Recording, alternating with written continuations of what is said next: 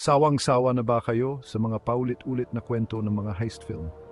Humanda na para sa isang nakakabighaning palabas.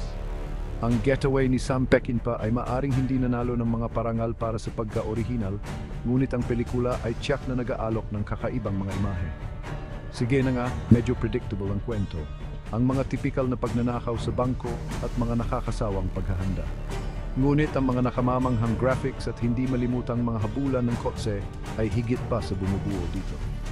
Pinangunahan ni Steve McQueen at Ali McGraw ang isang mahuhusay na artista sa isang maingat na planong pagnanakaw at isang kapanapanabik na habulan sa tren.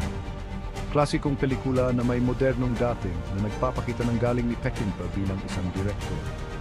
Sa madaling salita, kung mahilig kayo sa mga heist film, ang Getaway ay dapat panoorin.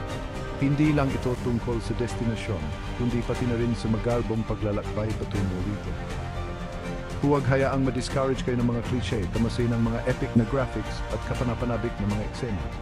Saksihan ang Getaway at maranasan ang isang heist film na mahusay na pinagsasama ang estilo at aksyon.